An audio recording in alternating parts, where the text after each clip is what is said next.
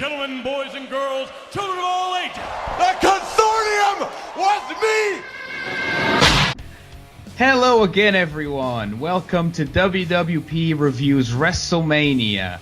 I am one half of the WWP tag team, one half of the Midnight Rockers, or the Midnight Express, or the Rockers, or the Express. The new Midnight Express Rockers. The new Midnight Express, the Rockers, LOD. My name is Miguel, and I am joined by the old co-host. That's like a 90s thing. Remix. El De Niro, hello. Hello, Brother Nero. Yeah, Brother Nero, did not expect you. So let's just jump right. Actually, no, let's do a bit of. How are you? Are you good? Good, are you yeah. well, sir? Yes, my sleep pattern is still fucked from staying up for WrestleMania, so that's how I am. Agreed. Yeah. Time may have removed us from the show, but the scars remain. Mm-hmm. Just ask Roman Reigns. Yeah, just a quick, just to get this out of the way, I guess. I'm sure everyone at this point has heard, I mean, people who listen to this probably seek out other podcasts too. I'm sure you've heard everyone and their cousin's opinion on the show and break down the matches. So we decided to kind of go and kind of just point out things that we liked about matches and kind of review and kind of seeing where the feuds or where the matches kind of take us. But I'm sure you can find your favorite people who can break it down move by move and review it much more thoroughly. It's a great start. Welcome to WWP. Go and listen to different podcasts. No, I just think that we're not doing like a play-by-play thing here because it's done and you've probably already heard it, and like our show focuses on historic arcs in different contexts. So and plus it was a 5-hour fucking show, so seven. Yeah. 7.5. But yeah, we'll start it off in the and I've got of course I took notes of our choices. Oh yeah, nice. For the most part. I can't remember most of them, so good. This is from our preview show where we went over every match, and probably if you combine that podcast with this podcast, you actually will get a pretty good picture of what we think of every sort of situation and kind of feuds and where they go, like before, and this is the after bit. So we did our predictions, now we're doing our almost reactions or, discussion. Yeah. As opposed to LL review. So under the Giant Memorial Battle Royal, I picked Matt Hardy to win. Mm-hmm. You picked Goldust to win. Goldust, I think he was eliminated 6th last, so it's not too bad. It's not too bad. And he dabbed. I saw him do a little dab. He certainly did, yeah. For the haters, which was enjoyable. So the finish was down to Matt and either Baron Corbin or someone else I can't remember. Mojo Rawley, for fuck's sake. Jesus Christ. So people complain about like people that they don't like and stuff like that, and that's fine. Like I've said before, I don't like The Miz, but I can acknowledge that he's good and stuff like that. Mojo Rawley, I just don't know what they're seeing in him that I'm not seeing, but he seems just bad. The crowd definitely don't care about him. They don't even boo. Like, they just don't give a shit. We're not here to talk about him, but fuck him anyway. Yeah, no. I think you should cover whoever's there, and I guess he is very bland, unfortunately. He's hype, whatever the fuck that is. But so the finish comes as Mojo and Matt, and then you hear Bray's little his GIF comes on screen, and he's out there. Yeah, and he's in the ring, and he's kind of smiling, and he's looking at Matt, and Matt's looking at him, and he pretty much helps Matt eliminate Mojo, and Matt Hardy wins. My prediction. Holy shit! I can't believe because the only reason why I said it, because I'm pretty sure he's like the only guy who had a gimmick that's like recent gimmick that people know. Yeah, that's true. So he's going to be the memorable one. Not much to say here. It's your stand-up battle royal, except that JR was on commentary and he seemed quite fucked off throughout the match. He seemed very annoyed. Yeah, that's true. For reasons I don't quite understand. Because he had to call this match. That's why he was pissed off. He flew all the way there. It's like, you're on the pre-show, son. So and then up next we had Cedric Alexander versus Mustafa Ali for the vacant cruiserweight title. Did you like Ali's entrance? I did not watch it. Oh, you did? Yeah. I'm sure it was lovely, but I didn't watch it. It was. I'll go through it. It was a face versus face match. So there was a lot of. One of them said, "Where's your heart?" and the other one said, "Where's your soul?" I like that. Presumably we've moved quite on close from to the each other. Attitude Era, where it's like, "Where's your brain? Where's your balls?" Now it's "Where's your Where's your heart? Where's your heart? soul?" That's good. Where's your heart? Where's your soul? Sounds like the a boy band hit. But there you go. A Rod Stewart song. Yeah. So you had Austin. You had John Cena in the crowd at this point as well, because Undertaker ain't showing up, people. Mm-hmm. So he's just a fan. He's just hanging out with the crowd, and I think we get several cuts to him throughout. But yeah, the ending of the match is Cedric captures the Cruiserweight title. Both of them could have had it.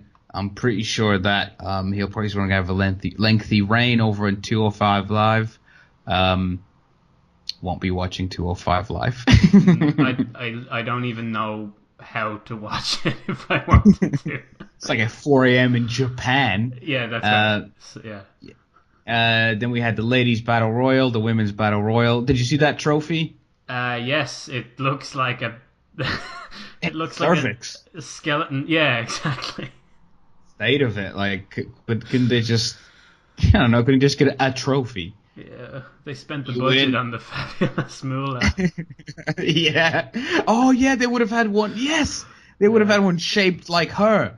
And then we all know what happened there. So at this one, it comes down to Naomi, who you can't see in the ring, and this was Bayley and Sasha. This was really weird because like Becky Lynch got an entrance, and then like 40 other women came out to generic music, and then Sasha got her entrance, but her entrance was actually replaced by that horrendous Paige movie ad with The Rock in it. Oh my god, how bad was that? Man, it's the 5 seconds of dead air before she says, "Paige here." Paige here. This is my her voice sounded really hoarse, basically. Yeah, and she was on commentary, and you could tell that she was out the night before. Yeah. Well, I suppose you haven't got to wrestle, might as well make the most of it. And of course, we all know what happened on Monday. Yeah. And then we all know what happened on fucking Tuesday. It's really weird with Paige.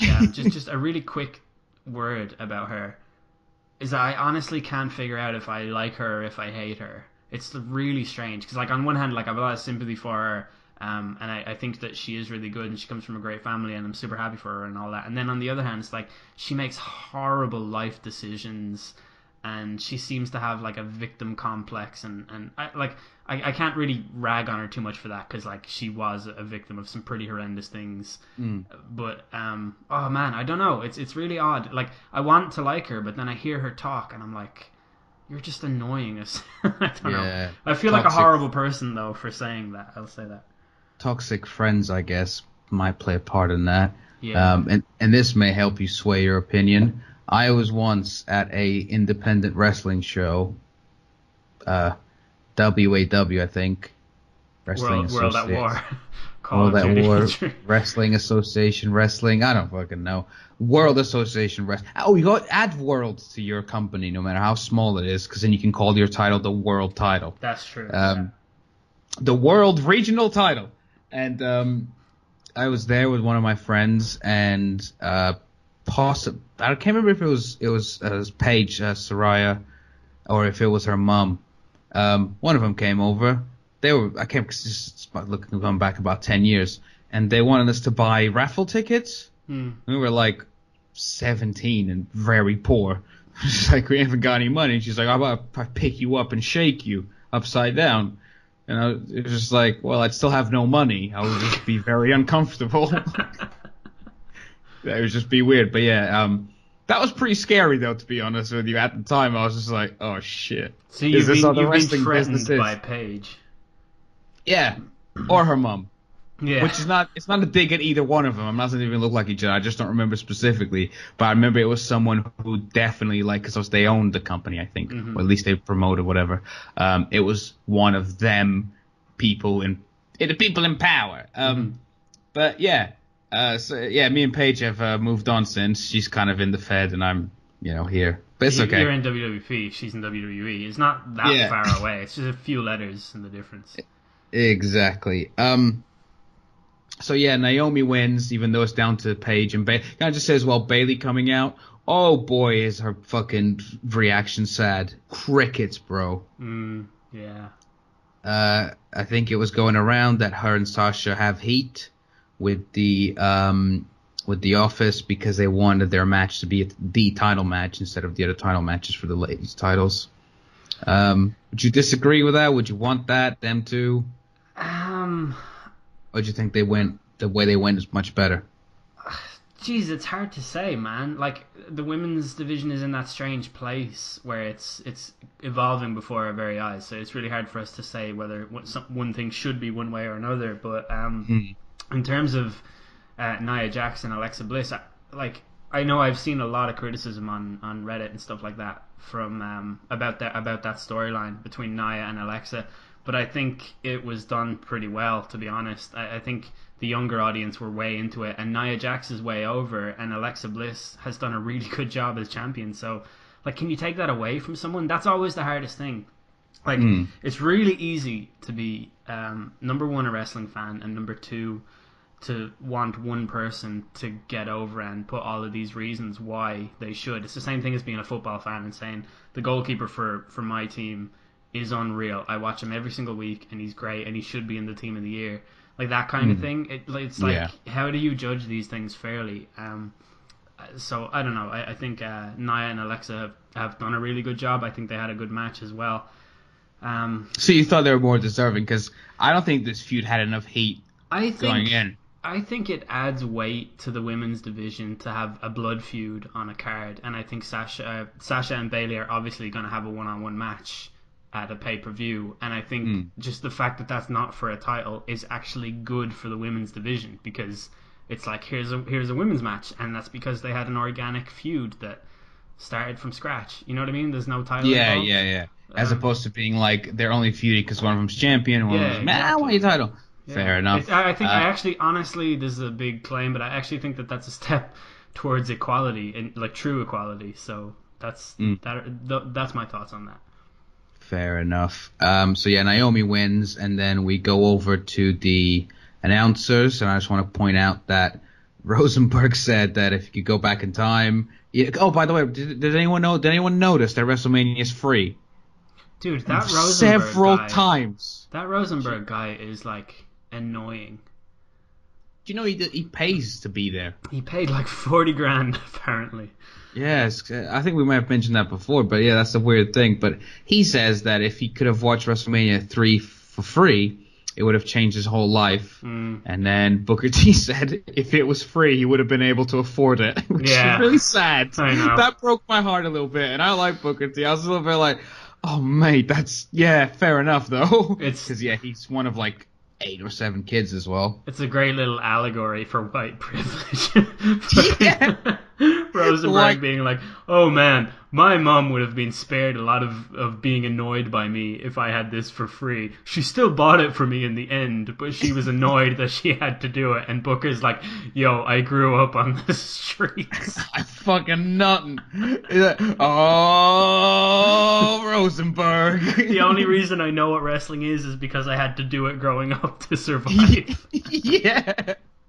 Oh man, yeah, it's just the idea of like, yeah, man, if it was free, I would have been able to afford it. Like, not even asking his mom. It's like, I would have probably scrapped a couple of shillings to get a tape or TV. His statement didn't even make sense, right? There are lots of things that my mom bought me as a kid, right? My mom bought me a PS1. So, like, it's like me saying to you, man, if the PlayStation 1 was free, my mother wouldn't have had to buy me one. She did buy me one. Makes no difference to my life.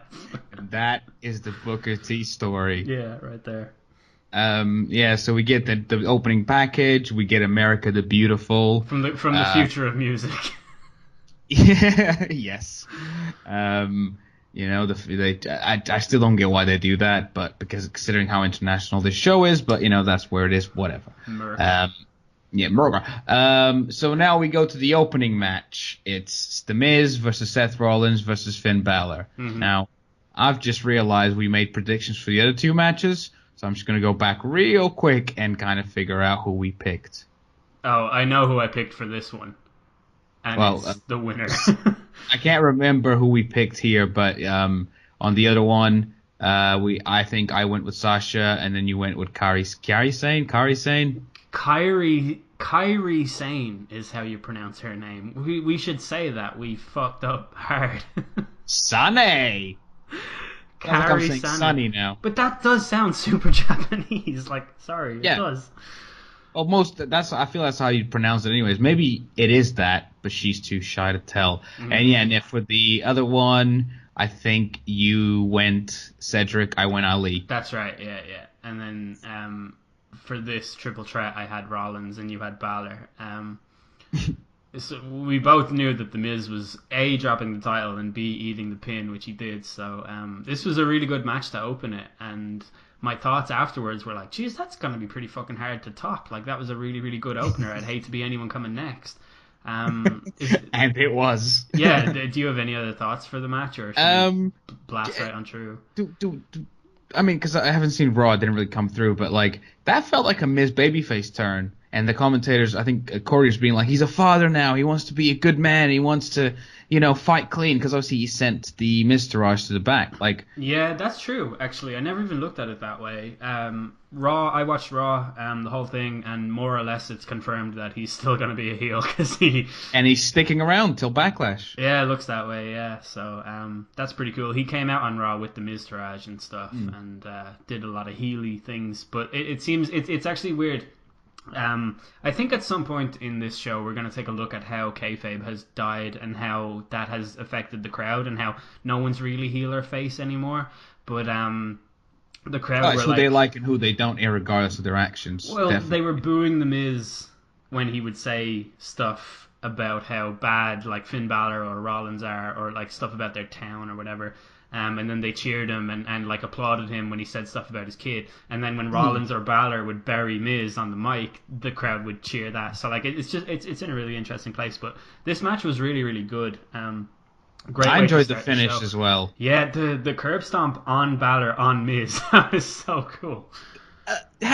So one of my friends did point out that it's probably less painful to take down someone's back, but Finn was down for ages because then Seth does the stomping and then he does it to Miz and then he gets the 3 and Finn is still like KO'd. I don't know. It's someone's back though. Like if you're but Matt versus back. I mean, Bones... sounds like a weird TV show. Yeah. Man versus back. Matt. The mat is like wood, like canvas. Mm-hmm. Like Bones. I read muscle somewhere bones. The bone in your thigh is harder than concrete. You know what I mean? Like if you're, I feel like that would be sore. Crazy. Yeah. And that is probably true, except if your name is Triple H or Kevin Nash, then it's very much the opposite. Yeah. Well, Kevin Nash's is made of bandages, I believe. Yeah, or Iron Robin. Yeah, he doesn't have. That's just It's tissue and glass. Single threads.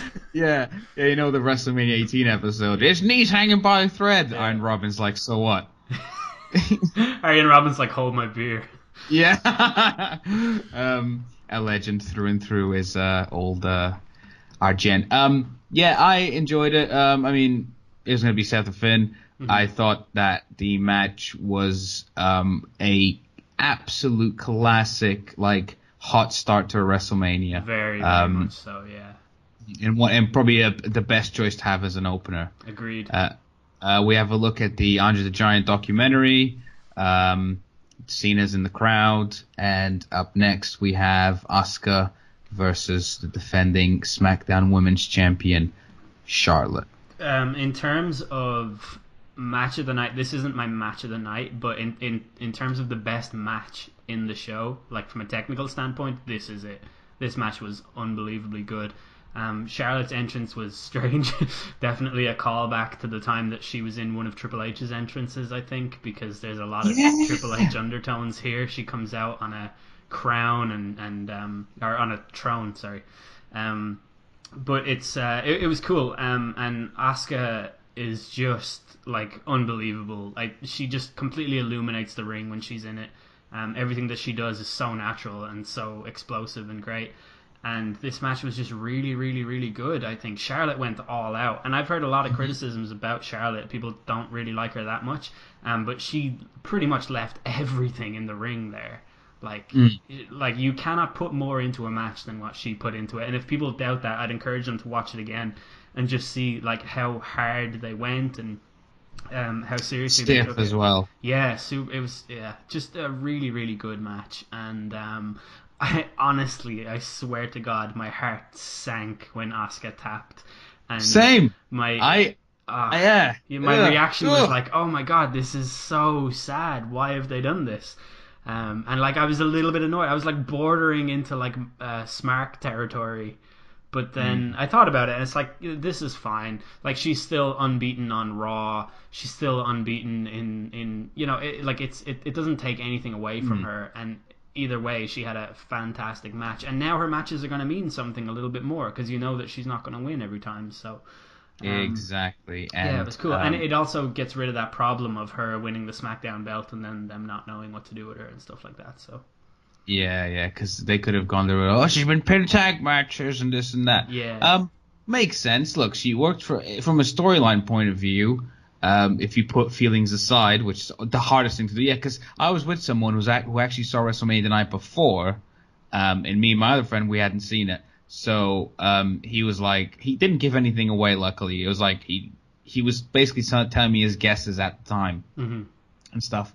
And yeah, I was just like, oh shit, oh okay, because I thought if Charlotte was gonna win or if Asuka was gonna lose, it would be like pin, hand on the ropes, sneaky pin, hit him with the belt, sneaky pin. She straight up tapped clean. I'm guessing they didn't want any bullshit here. They were like, no, you're losing and that's that. Yeah. I really enjoyed the match though. I wish Scott Hall came out and gave her a fucking cattle prodder. Yeah. And then who would be? Because you remember Bam Bam then comes out. Oh yeah. Unexplained. Yeah. And then he also gets attacked. So it'd be like someone else just turns up and just gets fucking shocked too. This match couldn't have been the opener. I think if this was put as the opener, it wouldn't have been as hot. I really enjoyed it, especially going back from the previous match. I think it's a completely different type of match. It's a one-on-one. It's more submission based. I love the bit where like I think Asuka had Charlotte by the hair, and I can't remember what she was saying, but they were just chatting shit, and then Charlotte started chatting shit, and she just slapped the shit out of her. Yeah, that was such a fucking hard slap. Yeah. Some people say hashtag Vince McMahon is out of touch, whatever. Yeah, he's lost. Yeah, okay, cool. They're trying to make Charlotte like a legend.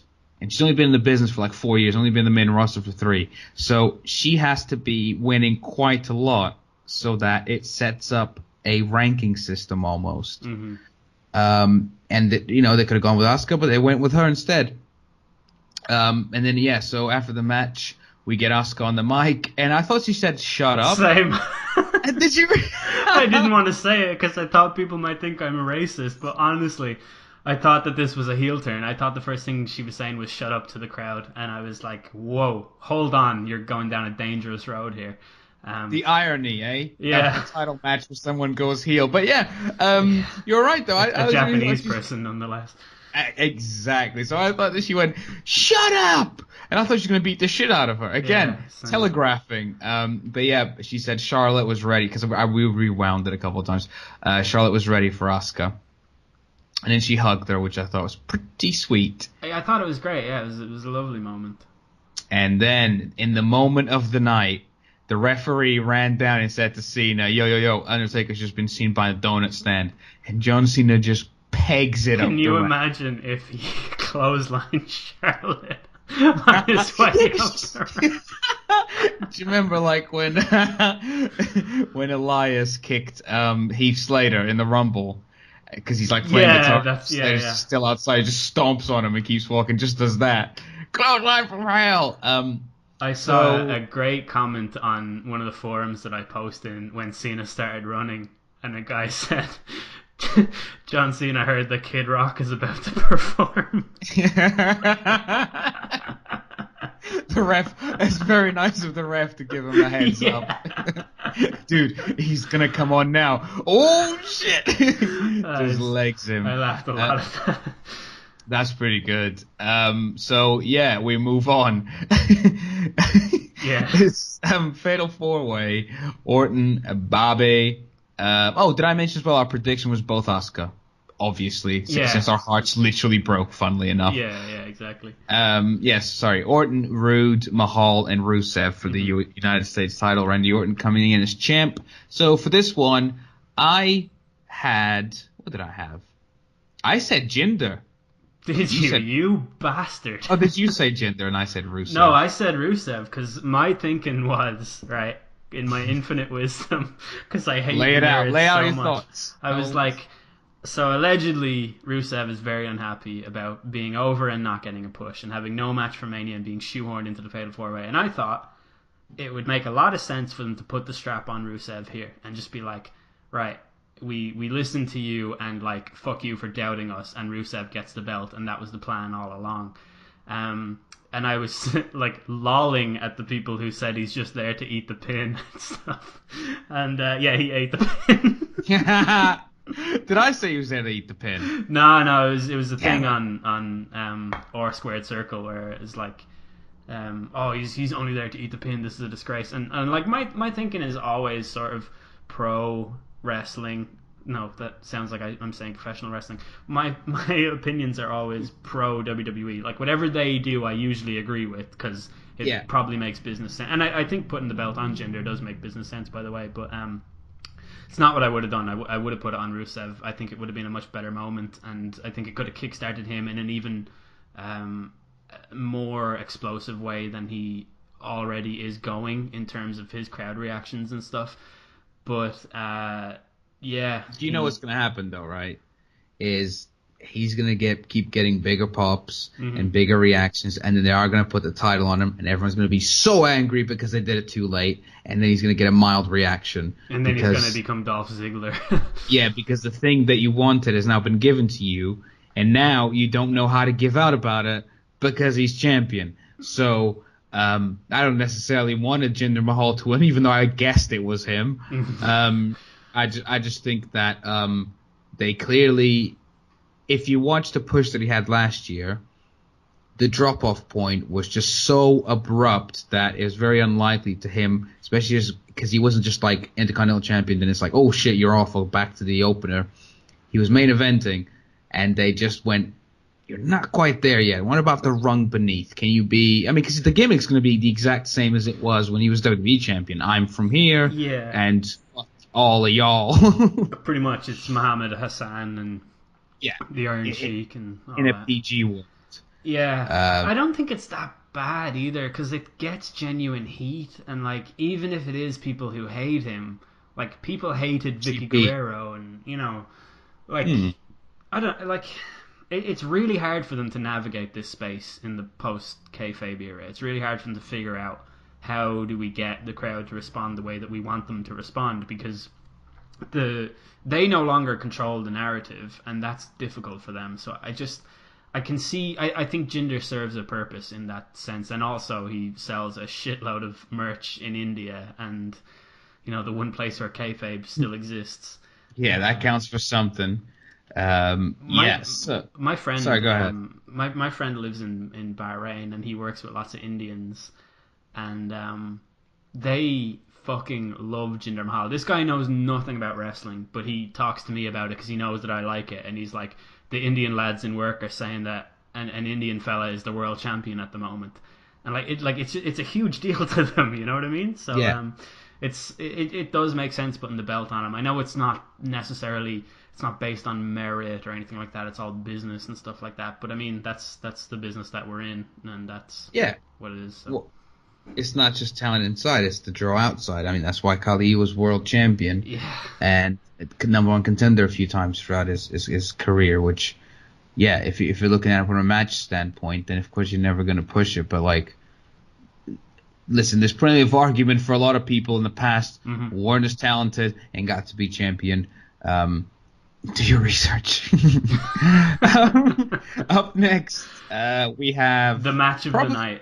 Probably my favorite match. Yeah. Okay, I'm glad you said that. We have Ronda Angle Yeah. versus Ronda Ronda Rousey and Kurt Mangles versus Triple H and Stephanie McMahon Helmsley. This Because I this is the year 2000 again. Yeah, that's right. The McMahon Helmsley regime are taking on the Regime. uh, yeah, and then The they changed it regime. to faction. You remember that? They had the two Yeah. different, yeah, super cool. Dude, I cannot believe how much I enjoyed this match. And Same. as I was watching it, this match ran for 20 minutes, right? Which is a lot. It's the longest match on the card. And Hmm. the entire way through it, I was thinking to myself, I really hope this doesn't end. And Yeah. there was one point in it where Ronda, just to briefly skip ahead, Ronda and Angle both had their submissions on, and they didn't end it there. And one of my friends was like, "That's where they should have ended it." And I was like, "No, I don't want it to end. Like, I'm so glad that it didn't end there." Yeah. And that's something that's one of the themes of this WrestleMania, by the way, is it's not predictable. One of the themes is like you can't predict our pay-per-views. Like, shut up, stop it. Yeah. But It's the obvious but not obvious route. man, Rousey as the hot tag, I could not fucking believe how good she was. She started out with that clothesline and like a front roll thing. Yeah, the Um, monkey flip front roll thing, which is yeah, mad. and her suplexes Amazing. were a little bit awkward. I think the way she threw Steph is not necessarily the safest way to do that, but the way she got into those moves and just I don't know, her technique is like fantastic for someone who just started out. I would argue that she was better in this match than Angle was in his debut against Taz. Yeah. Or not his Angle's debut wasn't Oh, against Taz. it was against Meat, Sean Stasiak. Yeah, Like it's Survivor Series 99. Yeah, Taz's Taz's debut debut was against yeah, Angle. That's why I said that. that's Yeah, exactly right. Yeah. but oh my god, she was so fucking good. Yeah. And you could just tell that she was like a natural athlete, and you could tell she's a cut above everyone else. And her battles with Steph in terms of Stephanie trying to avoid the armbar and stuff like. I did not like that. You didn't like it. Yeah, my friend Uh, didn't like it either. He said that it kind of buried the quality of the submission itself. well, no, to me, if she wanted to put that armbar, she'd kill her in a second. Well, And I know this is fake, and I know you have to like come up with an idea of getting heat, but it's Right. like the two moves I didn't enjoy was that when she locked her arms together, and it's like that move can legitimately break your arm, and the whole argument for that move is not so much once it's applied can you get out, it's not even letting the person apply it.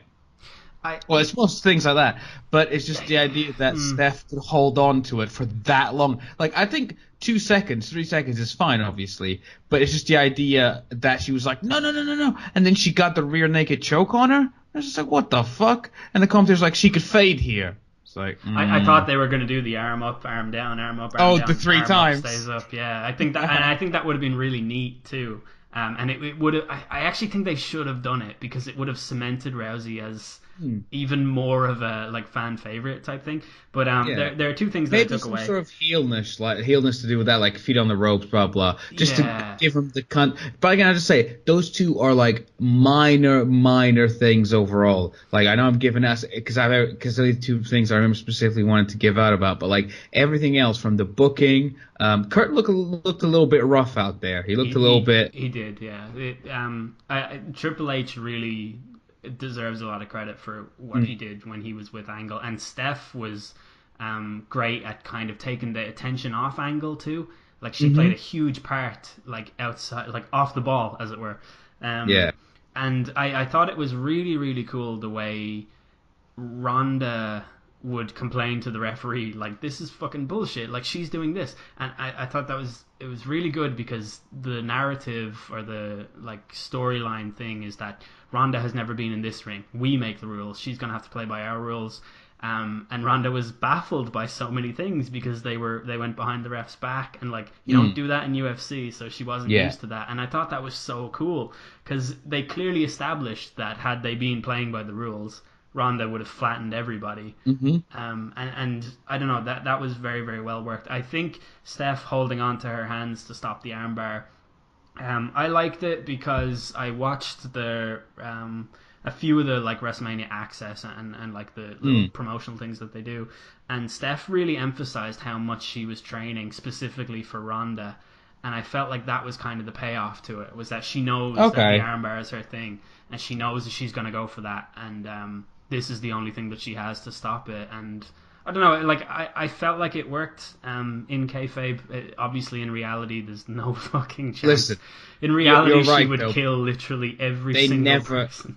They never lost the crowd, so you're right. It wasn't like everyone started booing. Well, they did boo, but it wasn't like, oh, fuck this shit. Like, it was clearly the crowd was loving every single second. Everyone... to be fair, they let Ronda shine, which was the best thing they could have done, obviously. And that's all you can ask for. Like, she didn't fuck up too much. She didn't look too awkward. Like, she didn't fuck up at all, as far as I noticed. Yeah, maybe I got caught up in it. No, she didn't fuck up. A couple of her things maybe looked sloppy, and I think that's to be expected. But I think it, like, just imagining what she's going to be like in a year is actually like so fucking exciting, because I can't wait to see her in the ring again. Like, I will any pay-per-view that she's on, I'm gonna watch it because she's on it, and that's like, I don't know, that's a really big compliment, because I think the only other person that has that for me is Brock Lesnar, and he's actually losing that for me a little bit, but I assume we'll get into that later. But dude, I can't get over how much I love this match. This is a 10 out of 10 for me. In the exact same context as The Rock versus Hogan at WrestleMania 18, that's what this is like. And I even say I enjoyed this a lot more than that. So yeah, same. You get different vibes from it, and they just weren't like, okay, let's just play to everyone's strengths. Triple H, you do like this. Kurt Angle, you do a bit of this. Ronda, this is your bits. And clearly, she probably couldn't have asked for 3 better in-ring veterans in terms of the roster they have now to be in the ring with her. Yeah. That know what the fuck they're doing all the time. Still looking forward to seeing Ronda in the singles match. I think that will be a bigger test. Seeing her in a one-on-one. But I have a lot less like anxiety about that now. Yes, agreed. Maybe they should debut everyone as a tag team. Just, work your way through. Wouldn't be so bad. Yeah, actually, fuck it, why not? Probably my favorite match. Probably not the most work rate match. Yada yada yada. But I enjoyed it. It's not the most technically proficient match you're going to see on the card. But like, Jesus, if you're not entertained by this, just get the fuck out of here. It was incredible. And now we have the come down, which is the. Oh, by the way, can I just say as well? Did you go with Steph and Hunter? Yeah, I did. Yeah, because I went with Angle and Ronda. Yeah, boy. Because I'm sure we said it as in, like, it's so obvious it may not happen. Exactly. And it's really weird because we were kind of onto something there. If only we applied that to every other match on the card. Yeah. Well, know not to expect from now on, I guess, which will be, we'll just guess as we go, I guess. I don't know. Because to me, like, I was listening to that, I was looking at it, I was just like, man, as if I went for that guy. It's so obvious that he's not going to win, and that person goes on to win or lose, and you're like, oh, of course! Or, oh, man, I'm such an idiot. So it's so, you're such on an edge of it. So up next we have the Usos versus the New Day, who came out with midgets dressed as pancakes. Is that cool? Is that PC? I mean... you've got to admire Vince for just, like, from day one being like, you know what I love? I love laughing at midgets. And in 2019... They're like little children. Look at them. He's still finding a way to exercise that particular hobby of his. So fair play, Vince. I wasn't into it. I think I've said this many times, but I'm not really into the silliness. I can handle a lot in wrestling, but the silliness kind of... It's really hard for me to sell wrestling to other people, being like, check this out, Ronda Rousey, legit UFC fighter, like, look at this match, this is amazing. Oh, what's up next? Oh, nothing, don't. It just fades to black, bro. But you turn off your Xbox. Yeah, like I said, it just fades to black. I suppose babyface antics aren't usually that good either. If they were heels and they're obnoxious, I think it'll be twice as entertaining. And I still think like they've kind of become past say as faces. I've always got time for the Usos. And they kind of act like heels too in a weird way. They're tweeners. They're in that strange place that Roman Reigns was 2 years ago when he fought AJ at Backlash. And he was not a bad guy, not a good guy. He was the guy. That's what the Usos are now. They're in a really weird place, but everyone recognizes their talent, and they're kind of getting a little bit of creative freedom, which is good to see. So, and they can work with either or at this point, faces or heels, which I guess is the point there as well. I didn't see a lot of moves here. I swear the New Day hardly did anything in this match. This was a squash match. Yeah, it was. I mean, it ended up being about 5 minutes. 6 minutes, I think. 5-6 minutes, yeah. But yeah, the Bludgeon Brothers win the tag team titles. Fuck those stupid hammers. Luke Harper deserves better. And that was my thoughts. I called it. That's all. That's all I care about. Yeah. Yeah. Did you? Oh yeah, you did call. I went for the Usos. Yeah, idiot.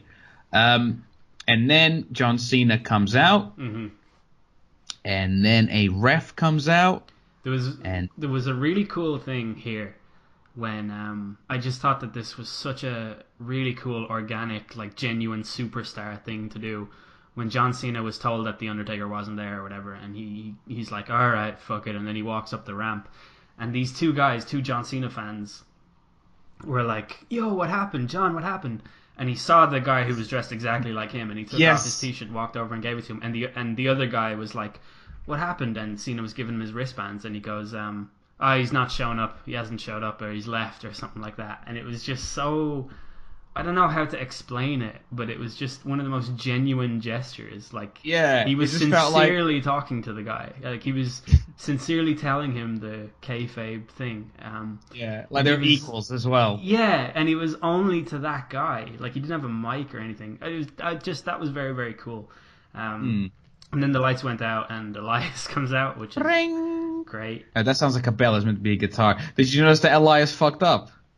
Did he fuck up? I didn't notice. No. If everyone wants, well, it's not that entertaining, so it's a trivia thing. If you go back and you watch when the lights fade, you hear a slight strumming, and then you hear the intro. Oh, I didn't notice that. So clearly, you must have tapped the guitar or something along the way, because you hear like a bring. He dropped it on the ramp. Yeah, hit it on the side on the way to the arena. Elias comes out. Do you know what I liked about Elias when he was cutting his promo? Cena just walked off. He was like, fuck this. He's just like shaking his head, being like, I haven't got time for this shit. I think he even said, like, this is what they get. Yeah, he just walked away. And then, so then Elias talked shit about Cena, told him about walking back, made some jokes about New Orleans being scum. I can't remember if this was on this or on Raw, but they were going, we are scum. We are scum. Aren't they clever? Hey? They're not wrong. Good. They know that. So then Cena's music hits after he attacks Elias, and then we see Undertaker's trousers and his boxers and his t-shirt and his hat, and then and his boots socks. And his socks, his old dead man socks, his leg warmers. Yeah, it's all there. His leg warmers, his back brace, his knee pads, his shin pads. Did you see that lightning, though? Did they use real lightning? That was super realistic. Very, very real looking. Yeah. Did you like the sort of the what's the word when they I can't remember what the word is, but the continuation, I suppose, from last year, as in like, hey, that shit's been there the whole time. I tell you what fucking really pissed me off about that, and it's not in a I think it's bad way. It's in a this affected me in a way that I didn't expect it to. All of the build up and speculation about American Badass Undertaker coming out, and all of the signs that were pointing clearly towards that, in terms of the commentators referencing that. John Cena himself saying it, Kid Rock going into the Hall of Fame, all of these things. And then they showed the hat and thing in the ring, and I thought they were saying, like, look, that persona is retired. It's going to be Mark Calloway that comes out, the American Badass. He's going to come out on a motorbike. Roland is going to hit, or probably the American Badass song by Kid Rock. And no, the fake lightning and Undertaker with his 13-minute entrance. And 4-minute squash. 2 minutes and 45 seconds. So I actually enjoyed all of this. Did you enjoy number the big one? boo?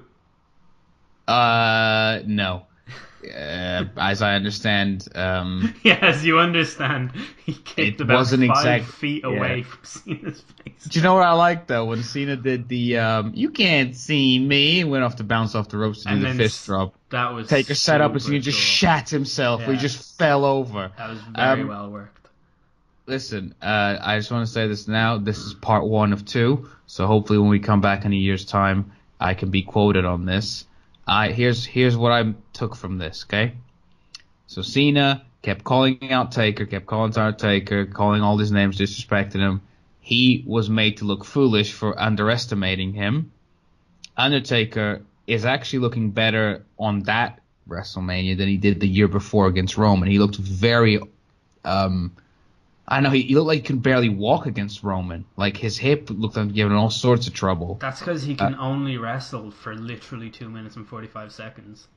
I think that next year you're going to get Cena versus Taker, and Cena is the third person who beats The Undertaker. Thus, you can have pretty much Roman either versus Cena or Reigns for about the next 25 WrestleManias. Because it'll just be like, these 3 people beat Thingy. So, yeah, you actually went for The Undertaker, by the way, as well. Yeah, that's right. And I stupidly went from the man in the fluorescent green T-shirt. You idiot. You mark. Yeah, so obviously, they lowered expectations as well by pretty much not telling you Taker was going to be there. So if the match is shit, you can't really make an argument and be like, it was shit. It's like, yeah, but they never technically advertised it. Yeah, what might not be in the playbook of greatest matches of all time, but I thought it served its purpose, and I still think that next year you're going to get Taker's final match at WrestleMania with John Cena, and John Cena's going over. Just let the man rest. Jesus In Christ. He is an old man. It's uncomfortable watching him in the ring. Like, I don't need that stress in my life. Yeah, well, watch him walk around, you're like, oh, man, my hips hurt for you, sir. Yeah. Good God. Yeah, but I honestly think he'll go down that way. And you, my friend, we're going to cut this audio into next year's, and then you'll be like, greatest match of all time. I marked out Undertaker. How did he do that 450? And I'm like, he's been working out, bro. I had it in him all along. Yeah. So up next we have Shane O'Mac and D-Bry versus the KO show. Yeah. So first things first on this, Shane apparently was fucked, right? Is that storyline or real? Like, I don't even know. I was wondering that myself, because I genuinely don't know either. I'm assuming it's some combination of both, where they over-exaggerated the extent of his injury. I'll say this, the promo made everything... I don't watch SmackDown, come at me. Hashtag spoiler yeah. alert. Whoa. But the promo made everything that Shane took look absolutely fucking brutal. Like, properly violent. So, I don't know, but the way that he was in the ring, I mean, like, Shane is kind of old and not an athlete. He's great. Fucking coast to coast is like, it's amazing that he can do that. But he looked wrecked. And yeah, he looked like he was doing one of the greatest sell jobs of all time, or he seemed to be dying out there. Mm-hmm. Like, he looked in a lot of agony, and he was red as a fucking tomato about 2 minutes into the match. But obviously they were using him to build up for the hot tag for Bryan. I thought this was quite a decent match, I thought it was okay. I wasn't really into it at all until Daniel Bryan came out, and I didn't really think that they needed to do that. Like, oh, he's out. I mean, that's how he spent his last WrestleMania as well.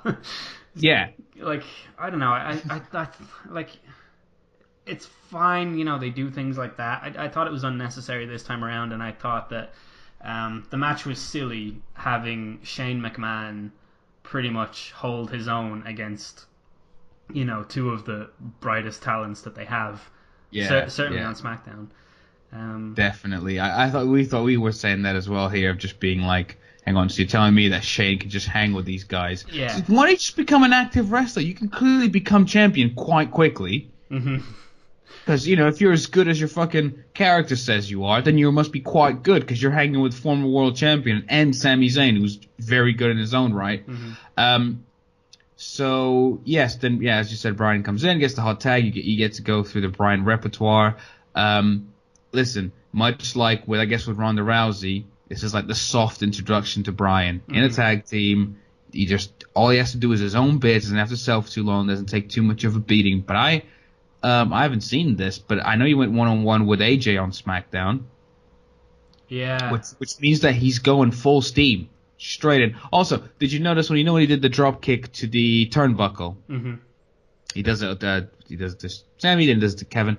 He actually did a thing which I've never seen him do. So after he does the drop kick, he actually held on to the ropes so he wouldn't just land on his fucking neck like he used to. Oh, that makes sense. Yeah. Yeah. So he has learned a few things. Oh, that's good because he's another one. I'm not comfortable with him being back in the ring at all. I know that he's been medically cleared, but like.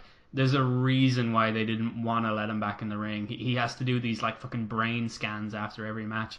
Like, I don't know. I feel like he's going to really hurt himself. I think there's a difference between getting a medical clearance outside of WWE and getting one inside WWE, especially from a company who has such a, from the whole like building from Chris Benoit and all of that. Like they're really tight about that kind of regulation. And Concussions, neck, head, yeah. Look at Paige, man. Look at Edge, look at Austin. Yeah, like it's great. I don't want to spoil it, but it's just slightly uncomfortable. You know what I mean? And he fucking goes 100 miles an hour. Obviously, our arc that we're doing at the moment is about Daniel Bryan, and that's one of the things that I always take away is that like he knows what's wrong with him, and it just doesn't stop him. He has like no control over his adrenaline. So, there you go. So, but he busted out all the moves. It was great.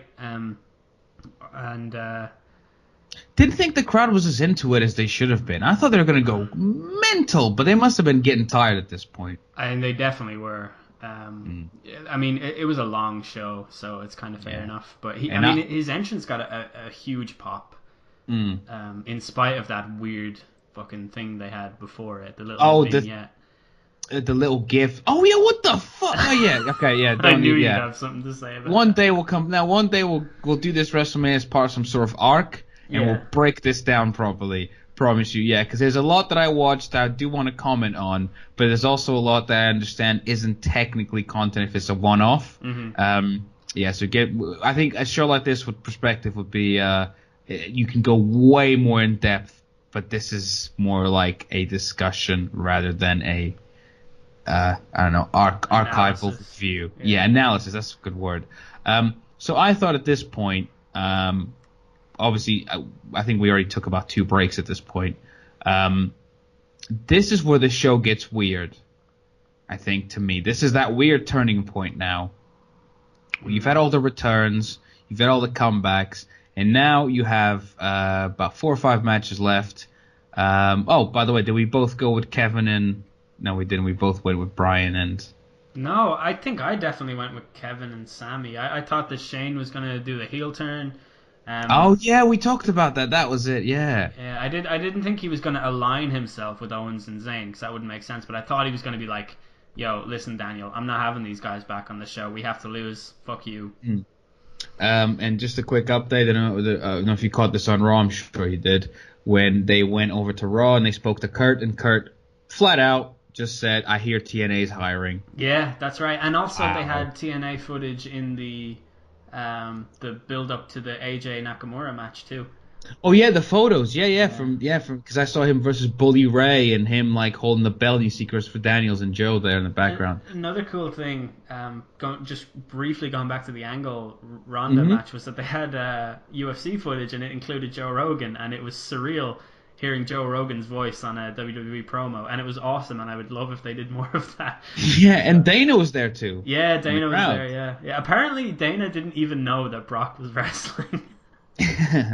Well, fuck it, Yeah. He's got all this business to run, He probably just came down to have a good time and see Ronda, obviously.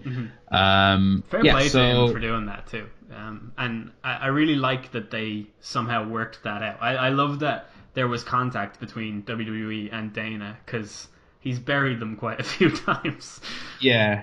Yeah, I think they need each other. Funnily enough, Yeah. Because to promote one as real, you need to have the fake one, and then to promote one as storytelling, you need to have one that's just like, oh, that's just fights. We tell stories. You know what I mean? Like you need a bit of both. So up next we have Alexa Bliss with Mickie James, briefly with Mickie James, I should say, versus Nia Jax for the women's title. So this is sort of like a be a star storyline. It's clearly for a very specific demographic.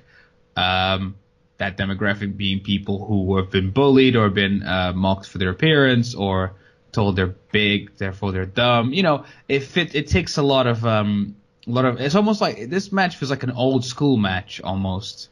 Yeah, I think they didn't get enough credit for this storyline. Like I know people say like the WrestleMania storylines, they say this every year, funnily enough. They haven't gone into enough detail in the storylines. This is really short. Like, I mean, it doesn't really have to be any fucking longer than what it was, and it's when you could tell it was the younger people in the crowd who were heavily invested in this match, and I think that's the intention. And Agreed. I think it was absolutely fine. I had no issue with it. Yeah, you had Alexa playing the heel, going after the leg, and you had every now and then Nia would get a big power move. Kind of reminded me when Goldberg wrestled Chris Jericho at Bad Blood 2003. I want to say, yeah, definitely 2003, because he wouldn't have been there 2004 in June or in 2002 in June. Where Jericho was the smaller heel, but he just did all sorts of cunty things to get the advantage and to get the heat. Jax yells at, funnily enough, steals from Chris Jericho and yells, "Shut the hell up," at Bliss. So she gave her a second rope Samoan drop for the title win in 10 minutes. I think it's like exactly 10 minutes, this match. What did you make of this then? The outcome? Did you think it was the storyline had made sense? So it got a big pop. The crowd were well into it, and I think that's the last moment of the night that you can say that. Yeah. Did we both go for Nia here to win? I think there was some shenanigans. Like I think I said Nia to win and Carmella to cash in. Again, we were about a day off from that. Day or two off from that. That's right, I know. But I think we both did say Nia to win because it made sense. Yeah. They would have been mad not to do it, but yeah, they've done madder things earlier on. And later, so again, that outcome with Asuka threw off every single idea of what I thought the winner was going to be. It just felt like from then on it was kind of like, I want to say them, but could it be them? So who knows?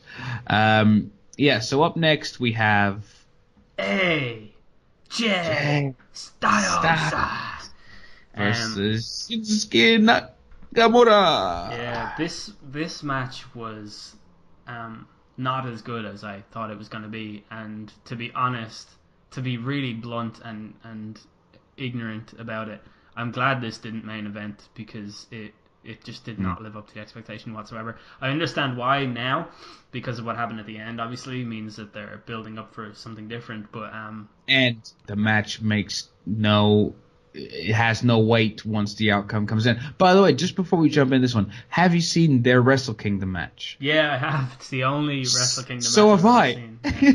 I actually watched it a few days before the WrestleMania match, and that was a big mistake.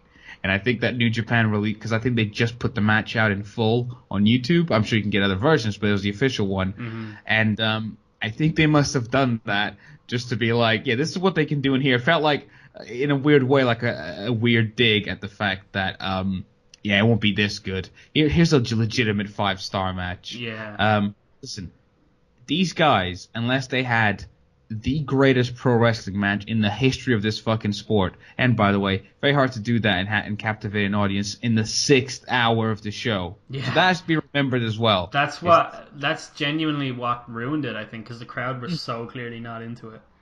Yeah, they've had a lot of stuff to cheers, a lot of non-stop pops, and I think that was a little bit awkward, the fan reaction. I think the Interest has got great reaction. Didn't really like the guitar version on Nakamura. I actually enjoyed the original with the black dude who plays the violin. I fucking completely forgot about his weird entrance and like the 37 different drum kits that they had on stage.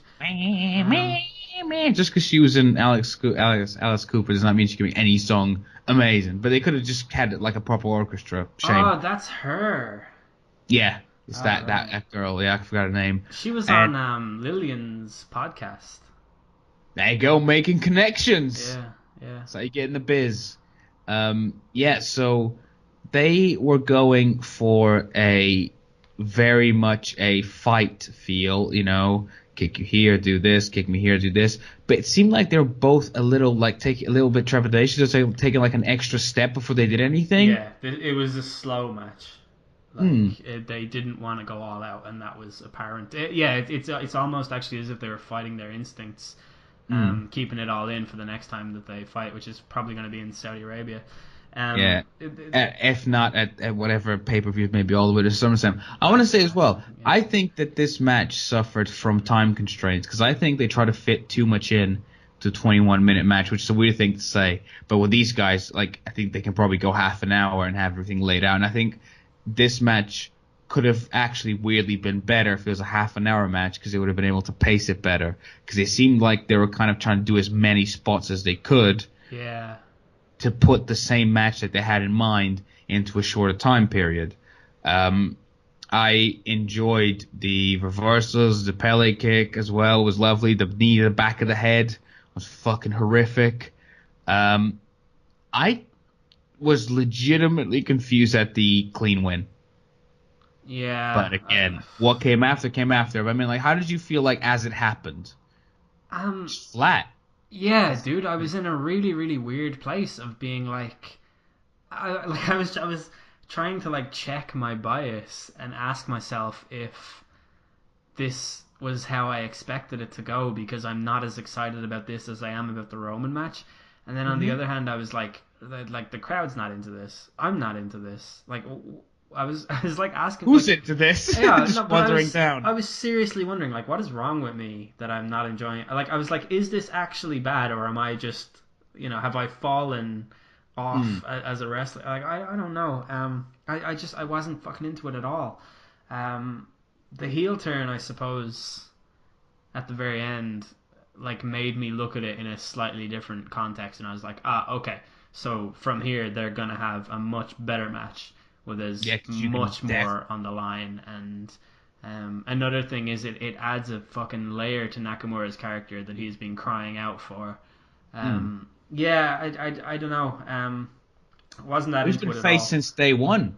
Yeah, but he's also like a really bland face. Like he's not terrifically exciting. His character. You don't think? I don't think his character is. I think him in the ring, he definitely is.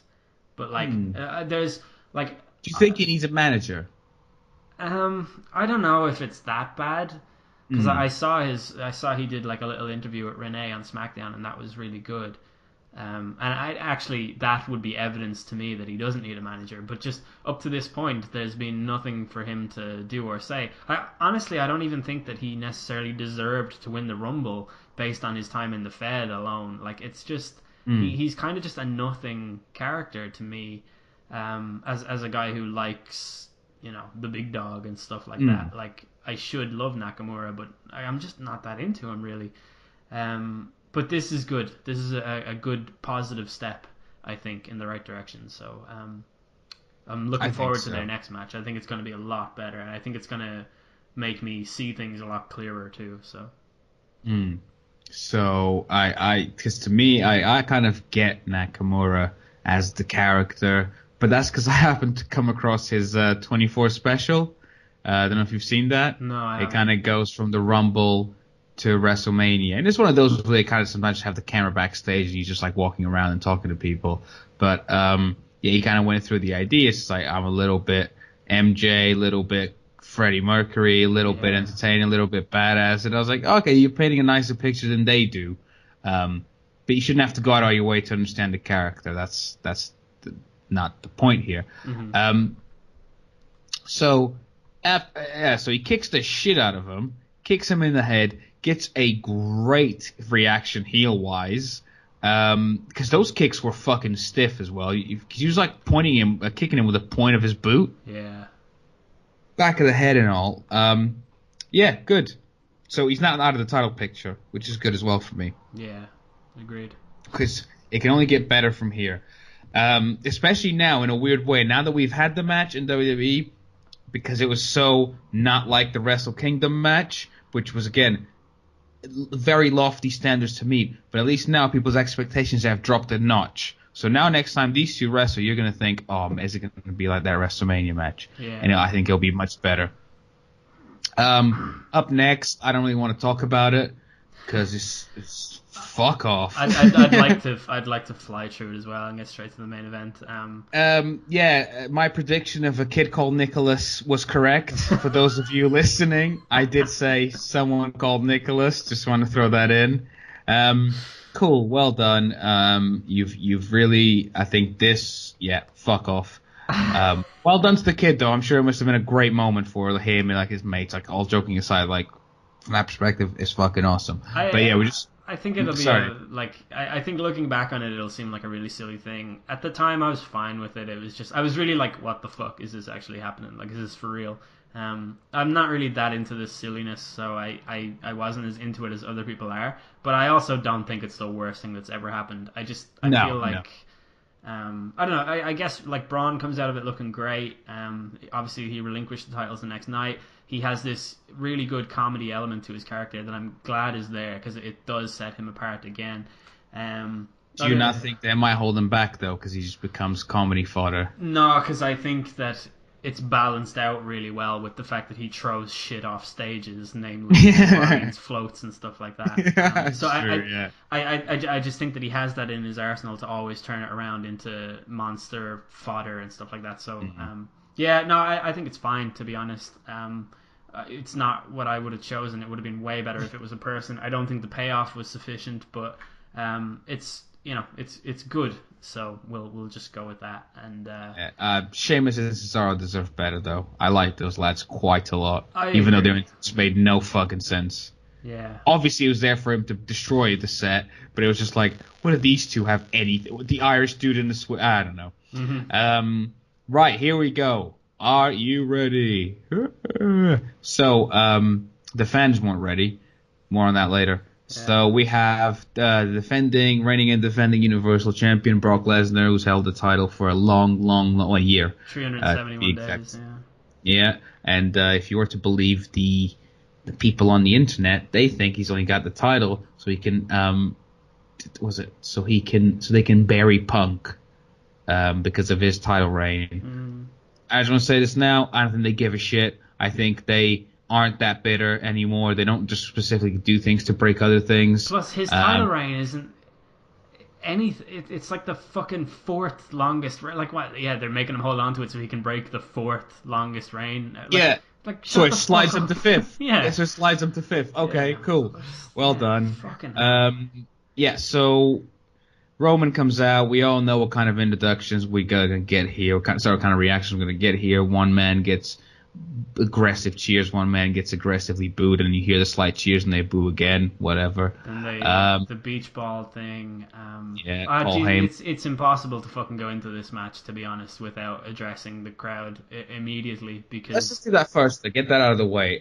So the crowd were giving them nothing here. So you'd say they weren't given a chance by the crowd. Are we in agreement? Because I felt like that. 100%. I think it wouldn't have mattered if it was their match 2 years ago in New Orleans at WrestleMania, or 4 years ago, whatever it was just a really, really good match. I think that is objectively true. I think the people who are denying that are definitely in the camp of being delusional. That was the birth of Suplex City, bitch. Exactly, wasn't it? And it was also just one of the most brutal, just hard fought matches that you'll see. Anyway, even if they topped that, it wouldn't have mattered to this crowd, and that's the spitefulness. That's the just poor, not sportsmanship, but just poor reception of an event. And it was so obviously premeditated, and it's just.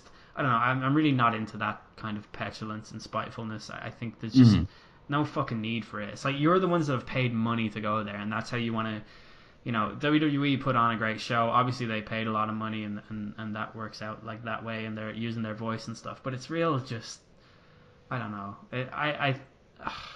I just, Yeah. fuck off. Yeah. Yeah. You're ruining it for yourself. That's the worst fucking thing about it. Yeah. One of my friends who was with us who doesn't watch pro wrestling all that much, he said like, so they just do finishers in this match. Mm-hmm. And I was trying to kind of explain to him that Brock is like a super boss. Yeah. Like when people wrestle him, it's like you just hit finisher. You know what I mean? You just hit your special moves. Because obviously he was going with a Superman punch. He did it about 3 times and twice in the ring, once on the outside. Yeah.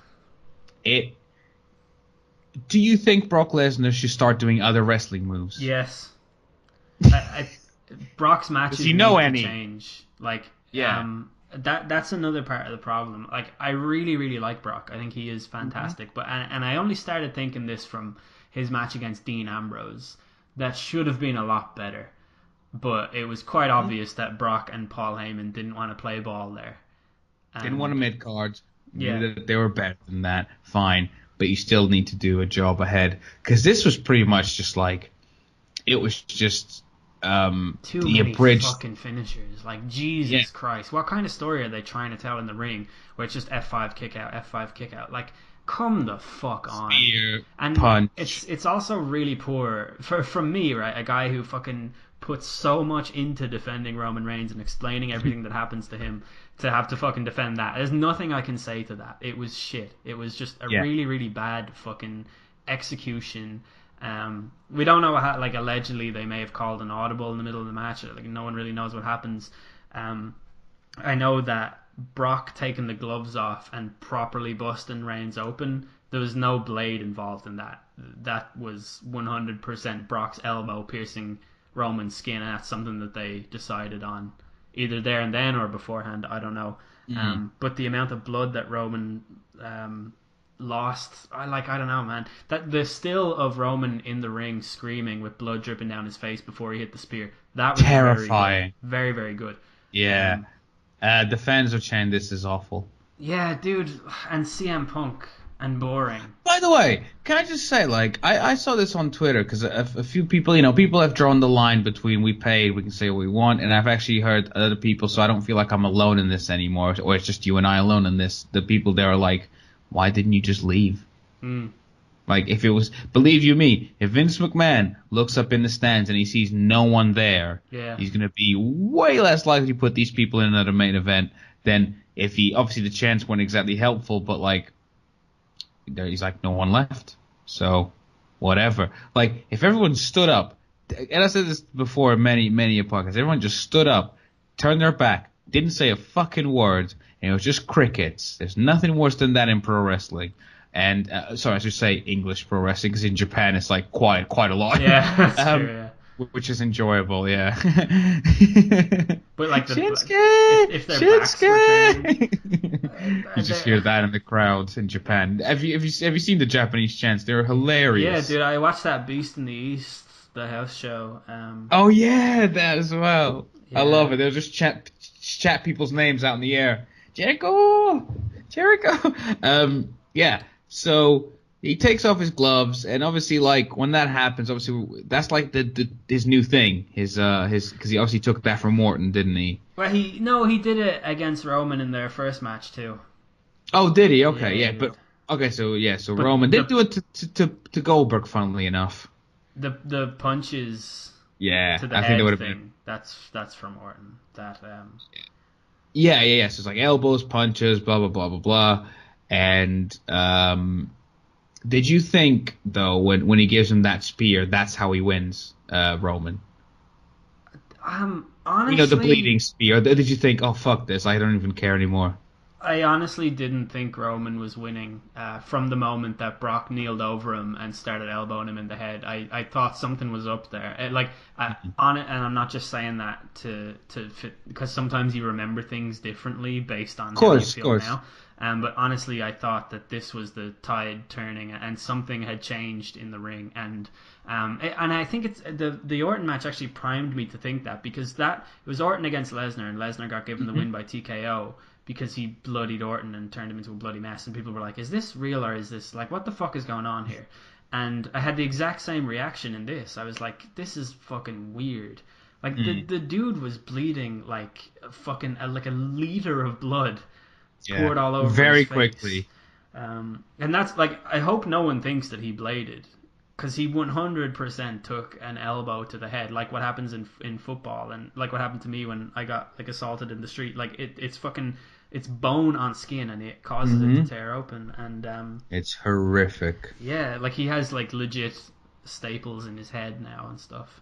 Yeah, because obviously those of us who saw on Raw, he wasn't doing too great. But so this happened at the Orton match, and like, what is your view of that Randy Orton match now? Because mine is still, what the fuck were they doing there? That was weird. We never got any response to that or answer to that, and this is the exact same. We haven't gotten an answer from this either. Like, what's the So I guess the idea here, I guess, is that this dude's a fighter. This is so shocking that not even the announcers know how to react. And we're just supposed to be like, okay, so he just... With the Orton one, it was obviously... People think it was a shoot, because then Shane came out and he F5'd Shane, which never went anywhere. Because I think that might have been going Shane Lesnar at one point, believe it or not. So for this one, I don't see why they couldn't have just had a bit of it more of a brawl match. You know, like the 90s brawl, where they go around the ring. I would have rather had that than just the finisher sesh that they had. But as far as the finish goes, I don't understand what they were trying to get across. Oh, yeah, because, most of us would have thought, yeah, here, okay, so Roman's now building up, he's bleeding, he's going to fight back, and he's going to prove everyone wrong. He did one move and he was beaten clean. He did, I think, 2 moves in the whole match. And I think Brock did 3. It's really fucking stupid to me. I want to look how long the match was. I don't even remember. Do you have the time? 15 minutes and 55 seconds, that match. Jesus Christ. Yeah, I don't know. Like, would it fucking kill them to get Roman to do a sidewalk slam, the pendulum drop, the fucking get him to do a pump handle slam of some kind? Like, I don't like the drop kick, because he can do all of these things. By. Like, just fucking give the dude more moves, and for Brock, just have him fucking switch it up somehow. Yeah. Like, but no, you they clearly had like that. It was like they had the hat and they had 4 moves in it, and they just went 1, 2, 3, 4, 1, 2, 3, 4. Oh, and then here's the finish. It's bizarre to me that they had one of my favorite matches ever, and like even if they just did that again, I would have been satisfied. But what they did instead was just I had nothing. If you go back and watch the first WrestleMania match, and then watch this one, it'll be a lot easier to point out what went wrong with this one. It's a little bit like watching AJ Shinsuke in Japan and watching AJ Shinsuke here, where it's like something's off because it's like the show's too long, the build up, whatever people think of it, like the vibe of the match, the fans. Do you know what it reminded me of? Actually, it reminded me of the 2014 Royal Rumble, which if you subscribe, you can also listen to because we have reviewed that show. Yeah. It reminds me of the last 10 minutes of that. This was even more like surreal, isn't it? But not surreal because you know what you're seeing. Yeah, bitter. Yeah.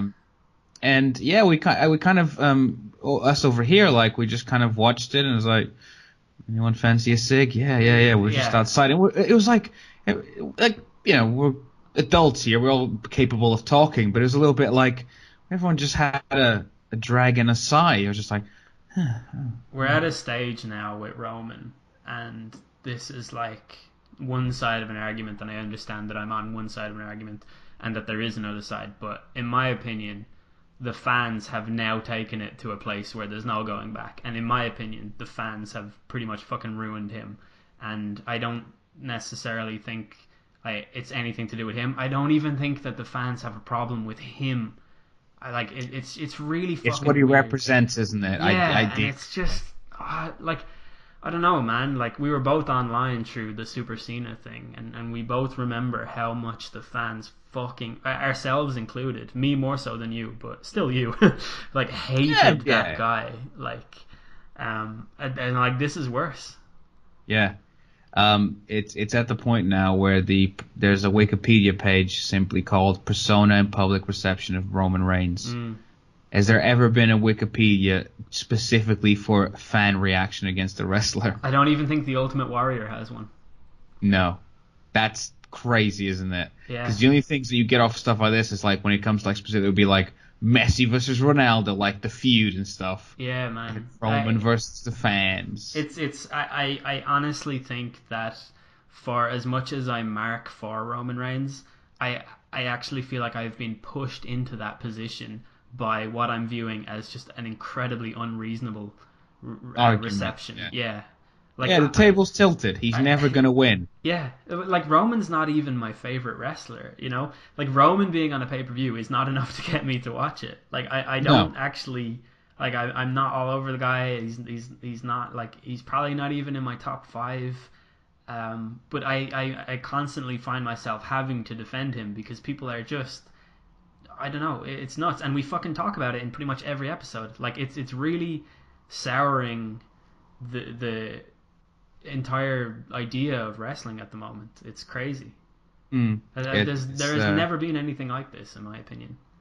I think it's safe to say that we all, over here anyways, walked away with just bitterness across the... Not even bitterness, it's a complex emotion. You know what it is? It's inertia.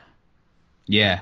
Nothing is going anywhere. This is a complete sides. Like there's no progression and there's no regression. It's just it is what it is, and it's getting a moot point almost. Yes, and the mootness of it is being amplified, and that's what's happening. And that's the only sort of progression in the story. And it's just I don't know. It's fucking stupid, and they have to do something to change it. And in my opinion, their hand has been forced now. They have to do something to change it, and it's nothing to do with the wrestler himself or the character or anything like that. It's really just the fans, in my opinion. Yeah, so do you think at the Greatest Royal Rumble Roman definitely gets it back? I don't know. I've seen that like touted as, you know, they've had it over there so that the crowd will actually cheer when he gets it. I don't even think that's fucking on their mind Didn't anymore. even think of it that way. Yeah. That's actually hilarious. Also, if you win that Rumble, do you get anything? Yeah, you get a title shot. You actually get a title shot? Yeah, I believe so. Wow. Yeah, fuck it. Let's have Joe win that and have Joe versus Roman. Well, they had a little thing on Raw. It looks like Joe. Yeah. That's why I said it. Yeah, based from that. Because I actually think that Joe will probably get the little kids and the people who aren't smart marks to get booed. I think he's that good of a heel. Whereas Lesnar is just like he's also tweener personified at the moment. Absolutely, yeah, I agree with that. I'm kind of gonna say this and probably maybe regret it by the time Brock Lesnar and they have their rematch in a couple of weeks from now. I am a little bit done with Brock Lesnar for the time being. I think I've seen too much Brock Lesnar. I'm definitely jaded from Brock myself, and it's incredible to me that I can be bored with a guy who only fucking fights about 35% of the time. And but I guess if you do the same moves, it loses its feel. Yeah, you've got to upgrade yourself. But yeah. So yeah, WrestleMania, just kind of overall feelings and everything. I think if people go back to this WrestleMania, I think they'll probably say it's one of the greatest WrestleManias of all time. Until and it wasn't. Could have been, until it wasn't, exactly. Until the last 2 or 3 matches. I say the last 3 because I feel harsh on Nia and Alexa because they weren't exactly... Basically, I wasn't expecting a classic from them two. So, again, standards change, expectations change. If you flip this card a little bit, if you replace have you got the card in front of you, what it was? Yeah, right? yeah. So if you take away matches 12, 13, and 14, that's the 2 title matches and the tag team title matches, take them away, get them off the card, right? And replace Nia Jax and Alexa with Charlotte and Asuka, you have the best WrestleMania of all time. I will see your challenge and I will raise you this. Instead of both the world title matches, right? Mm-hmm. So it's the same match with the same people, except that we get the Wrestle Kingdom match and we get the WrestleMania. Was it 32 or 30? Yeah. Well, My only As if issue with in that, a weird reality where that wouldn't have happened, and then those matches were just plucked and inserted into this WrestleMania. One in the main event. It's like someone needs to do a cut of this show. Yeah. In which it cuts to Japan, and then it goes back to Braun and Nicholas and Sheamus and Cesaro, and then it cuts back, and you're accidentally back in 2015, and it's Brock and Roman. You're just like, yeah, this is fucking awesome. I think if you're doing something like that, I think that the card would be too long. You've got to sacrifice other stuff maybe, but well, the match in between, that can fuck off. And I'd probably throw the U.S. title in the pre-show and the tag team titles, SmackDown. Yeah, it's crazy how the best WrestleMania of all time is in this WrestleMania. But it is not this WrestleMania. No. I had a great time watching it because for us here it's more of an event, and I would probably say it was more positive than negative. It's just that the negative came after. It's sad that the negative was like two things in a row at the end. Like that just doesn't help you. If you're in like a boxing match or a UFC fight or something like that, and you have your best offense in the second last and the last rounds, it looks better on your final score because it's fresher in the memory of the judges, and that's what this is like. It perfectly applies here. That's such a good point. Where they landed quite well in the first couple of rounds, and in the last couple of rounds it was just shit. Yeah. Not it's shit because it's shit. It's shit compared to what expectations are and what we saw earlier. Yeah, it was like 75% perfection and then 25% inertia. Pain. Yeah. Yeah. So for me, I'm gonna go with an 8 out of 10 for this one. I'm gonna say 7.5. Whoa! I know it's actually cruel, but like honestly, that is the proportional impact of the final 3 matches. Do you know what the funniest thing was about people giving out as well? People were like, it's like a glorified episode of Raw. There's no celebrities. You're the same people that give out about celebrities. I know, that's so true. What do you want? But yeah, so I think we'll just leave that there. WrestleMania 34. What did you think? What did you think? Did you think the main event was better than any other match? Did you think that Roman Reigns? Thinks there's always one cunt, you know that, right? Yeah. And he's like 9 years. He's Nicholas. yeah, Nicholas. I think the tag team match was amazing. What did you think of my Undertaker John Cena idea for a rematch at WrestleMania? What did you think about Asuka losing? Like, did you enjoy it? Did you not enjoy it? As always, we're always open to feedback. So please like, share, subscribe, comment, review, view, and then view again. And Send then us money. Buy it. Yeah, so should we wrap up there then? Absolutely, yeah. Thanks for listening, everyone. Thank you very much for listening. Keep on slamming. Keep on trucking. Yeah, slam it. Peace. Yeah. So fuck your rules, man. You stop, but you go down fast. I've got to rid these other shit that has made up my past. So go paint your